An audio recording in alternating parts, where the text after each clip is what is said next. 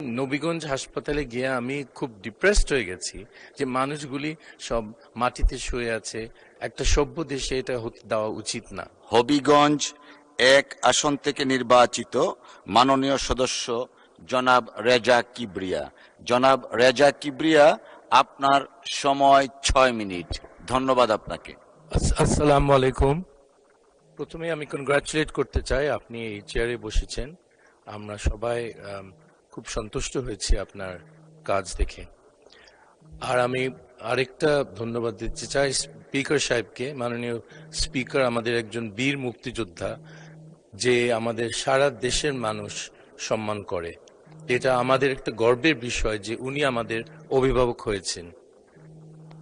আমি আল্লাহ তাআলা থেকে ধন্যবাদ দিতে চাই যেই মহান সংসদে কথা বলার সুযোগ পেয়েছি, সেখানে আমার বাবা 25 বছর আগে বক্তৃতা দিয়েছিলেন এই একই জায়গায়।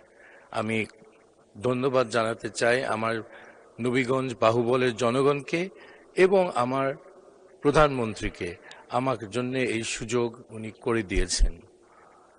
এখন এই যে একটা কঠিন পরীক্ষা দিয়ে আসলাম আমরা, আমি অনেক কথা শুনেছি জুলাই সনদ নিয়ে এবং জুলাই বিপ্লব নিয়ে, কিন্তু আমি এই কথাগুলির আন্তরিকতা আমি সন্দেহ করি। আপনারা খেয়াল করেন, এতদিনে বিপ্লবের পর এতদিনে একটা মানুষকে শাস্তি দেওয়া হয়েছে ওই খুনগুলির জন্য? একটাকে করা হয়েছে? আওয়ামী লীগের মন্ত্রীগুলি আমাদের জেলে বসে আছে, তাদেরকে নিউরেমবার্গ স্টাইল ওয়ার ক্রাইমসে একটা আন্দোলন করতে হবে আমাদেরকে, তাকে ওখানে আদালতে নিতে হবে এদেরকে। তাদের কাউকে শাস্তি দিব না আমরা, তাহলে এটা কি ধরনের শ্রদ্ধা দেখাচ্ছি আমাদের জুলাই শহীদদের জন্য? আমাদের 71-এর শহীদ, আমাদের জুলাইয়ের শহীদ, তারা দুইজনই খুব উচ্চ মানের মানুষ ছিল। আমরা তাদেরকে হারিয়েছি, কিন্তু আমাদের জ্বালাময়ী বক্তৃতা দিয়ে কোনো লাভ নাই তাদের। আমাদের তাদের বিচার, তাদের আক্রমণের বিচার আমাদের দিতে হবে। তো এটা না দিলে মানুষ কোনো পাত্তা দিবে না।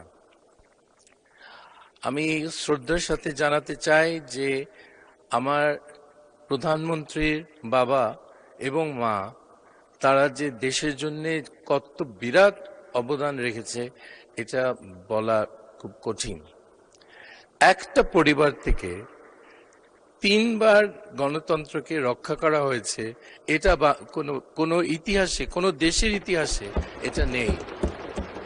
এবং এই সাহসী পরিবার, আমি জাস্ট বলবো যে উনি 17 বছর পরে দেশে ফিরেছেন, একটা আরামের জীবন ছেড়ে উনি এখানে একটা ঝুঁকিপূর্ণ জীবনে আসছেন আমাদের জন্য। এই সম্মানটা আমাদের দেওয়া দরকার তারেক রহমান সাহেবকে। আর আমাদের যে এলাকার মানুষ, তাদেরকে ধন্যবাদ দিতে হবে যে ওরা ভোট দিয়ে আমাকে নির্বাচিত করেছে। এলাকার মানুষরা, সব নেতারা বিশেষ করে অনেক খেটেছে।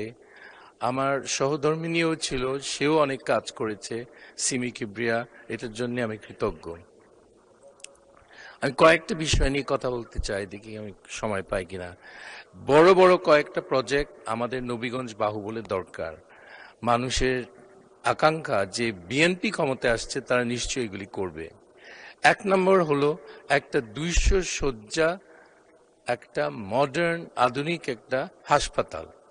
আমি গিয়ে নবীগঞ্জ হাসপাতালে গিয়ে আমি খুব ডিপ্রেসড হয়ে গেছি যে মানুষগুলি সব মাটিতে শুয়ে আছে করিডোরে। এটা কি করে হয়? একটা সভ্য দেশে এটা হতে দেওয়া উচিত না। এটা খুব জরুরি।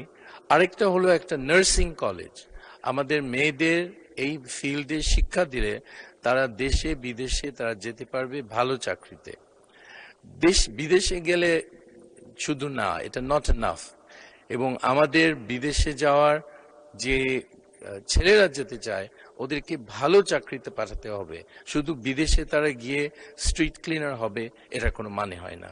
তো একটা প্রশিক্ষণ কেন্দ্র, টেকনিক্যাল ট্রেনিং কলেজ আমাদের খুব জরুরিভাবে দরকার। আমাদের রাস্তাঘাটের অবস্থা, দুরবস্থা, এটা তো খুব সবাই জানে। প্রত্যেক সাংসদ একই সমস্যা ফেস করে। সো এটা অনেক উন্নতি করতে হবে। আমি মাননীয় মন্ত্রীকে ওনাকে বলবো, উনি যদি এই ব্যাপারে খেয়াল করতে পারে। ফাইনালি আমি দুইটা ব্যাপারে বলতে চাই। একটা হলো যে আমরা একটা সিরিয়াস একটা এপিডেমিক এর মধ্যে আছি। ড্রাগস, বিভিন্ন নাশকতার উপায় বাংলাদেশের ওই ছেলে মেয়েগুলির, তারা মানে ওদেরকে ধরা দিচ্ছে, এবং এটা আমাদের করতে হবে, কড়াভাবে দমন করতে হবে, কথায় না। সিঙ্গাপুরে যেমন আপনারা জানেন যে হেরোইনের 10 গ্রাম হলে একটা লোকের মৃত্যুদণ্ড হয়। তা আমাদের ড্রাগসগুলিকে বিভিন্ন স্তরের হিসাব করে আমাদেরকে ওদের অপরাধগুলি দেখতে হবে, এবং কিছু ডেথ পেনাল্টি না দিলে আপনারা এটা থামাতে পারবেন না। লোককে বকাঝকা করে এটা সম্ভব না। সো আমি মনে করি আমাদেরকে যদি শক্ত হাতের বন্ধ করতে হয়, আইনমন্ত্রী এবং আমাদের স্বরাষ্ট্রমন্ত্রী যদি কাজ করেন, তারা। মাননীয় সদস্য, 2 মিনিট সময় বৃদ্ধি করা হলো। থ্যাংক ইউ মাননীয় speaker. You are very welcome. তো এই জিনিসটা, মাদকদ্রব্য নিয়ন্ত্রণটা একটা বিরাট ইস্যু হয়ে গেছে গ্রামে গঞ্জে। আমার বিশ্বাস হয়নি যে গ্রামের ছেলেরা বিভিন্ন মাদকদ্রব্য সম্বন্ধে তাদের জ্ঞান কত, আমি মানে দেখে আমার মন খারাপ হয়ে গেছে। এগুলো তো জানাই উচিত না এই ছেলে মেয়েদের, কিন্তু আমাদের কোনো ফেলিয়ার আছে এখানে।